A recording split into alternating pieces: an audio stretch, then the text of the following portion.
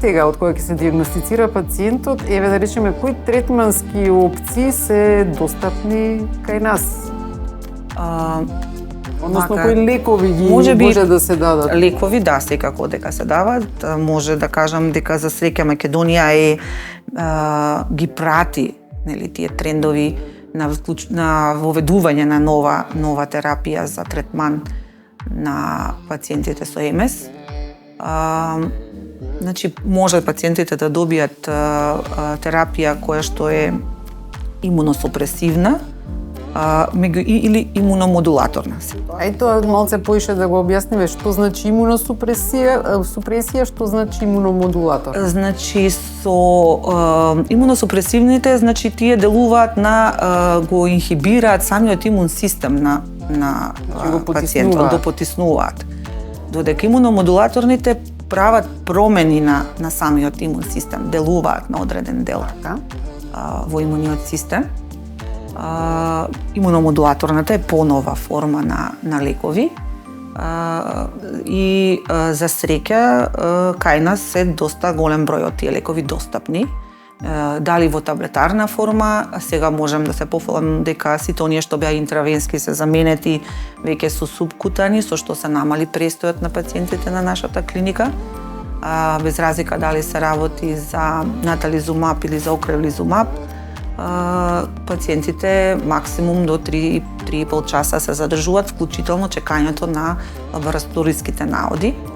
Сето тоа е централизирано, значи порано пациентите се шетаат, нели знаете дека клиниката се состои од 3 дела, имате неврофизиологија, имате одел, па имате дневна болница, по склоп на амбулантата, сега е исклучиво во дневната болница. Таа е на почетокот, на влезот на клинички центар, со тоа е олеснат пристапот. Значи имате можност доколку имате потреба од помагало, значи да е достапна и за пациентите кои што користат помагала.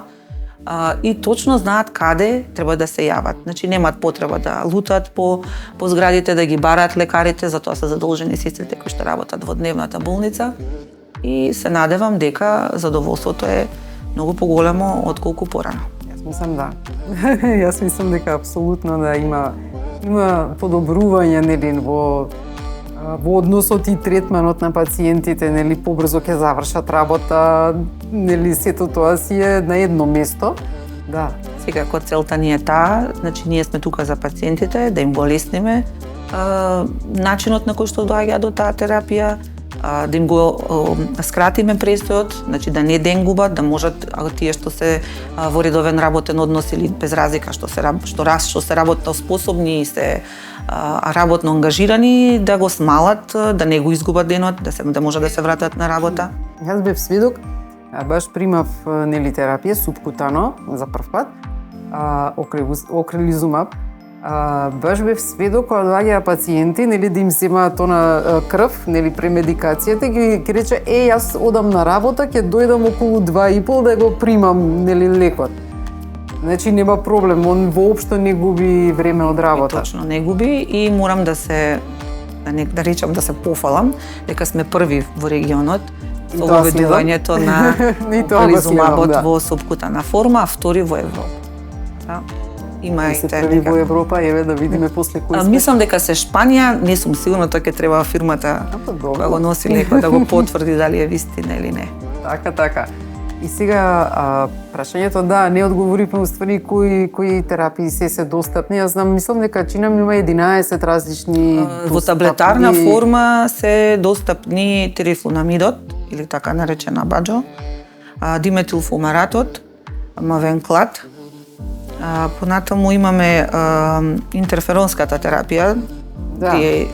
Значи тука е Авонекс, Ребив 2244, тука е Копаксонот и бетаферонот, така. Тие, значи, пациентите како месечна терапија ги подигаат, нели, согласно тоа како почнале. Со тоа што се обврзани на секои 3 месеци да дојдат на клиниката за да се направи проценка на самиот пациент. Така, веќе нема полномошно и... Има полномошно, не зборам во таа смисла. Полномошник и сега 2 години да не се појави пациентот со тоа што кога ќе се појави, па каде си до сега? Да, тоа се појави како потреба, бидејќи имаше неколку пациенти кои што редовно преку својот овластен да речам овластено лице кое што е нели со полномошно е подига терапија, пациентот не ја добивал терапијата. Така да имаше ситуации каде што по 3-4-5 месеци подига терапија, не ја примаат. Јас би сакала да им порачам на сите пациенти дека е многу важно да редовно да ја примаат терапијата.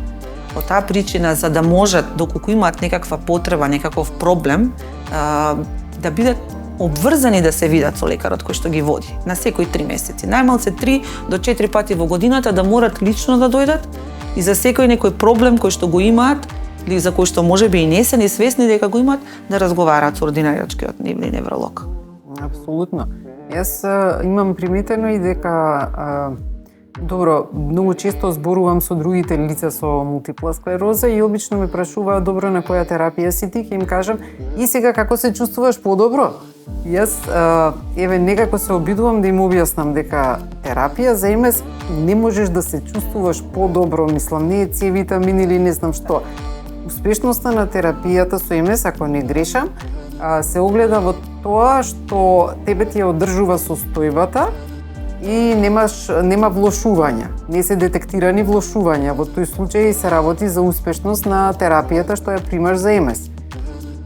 Ако не се лажам. Вака са, тоа секој може различно да реагира на одредена терапија.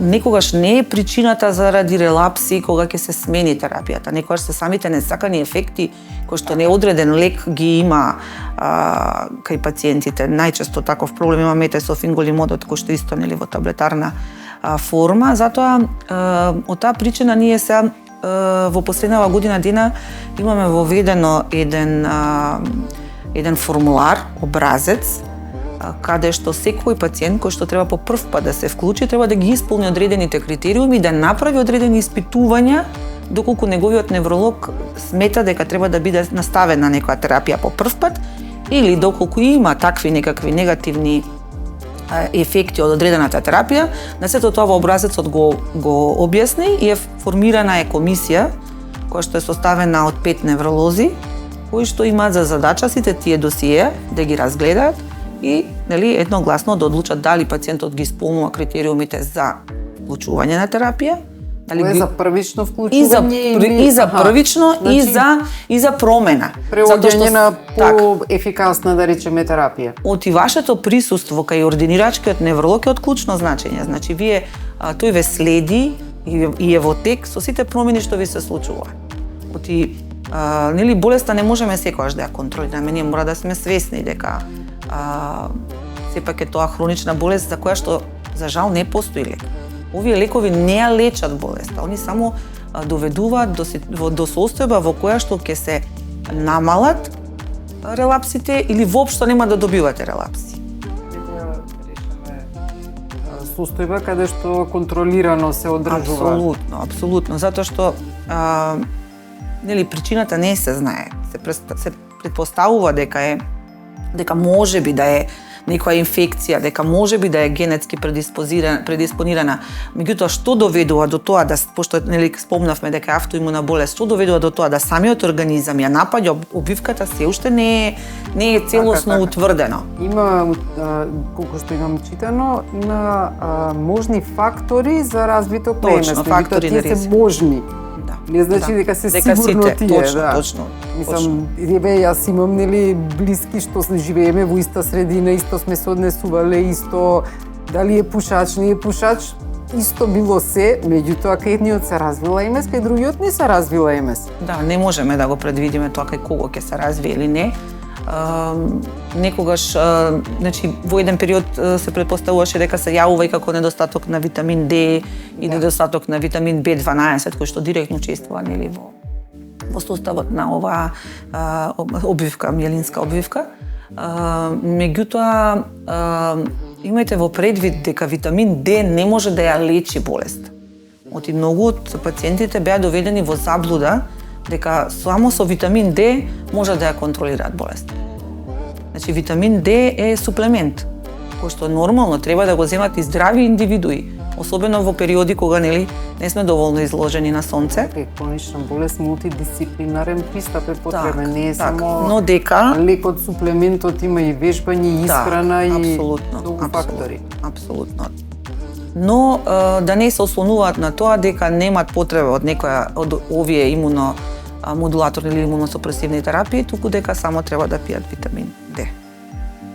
Ви благодарам за разговорот. Ја мислам дека ќе инспирира барем 10 од луѓето со МС, од било кој уствари да инспирира барем 10 луѓе, ја мислам дека е успешен подкастот. Не се надевам. Ви благодарам за што не следевте. Чувајте се, чувајте го своето здравје, здрава исхрана, вежби апсолутно колку можете повеќе. Мислам дека ќе се видиме во следен подкаст. Довидување.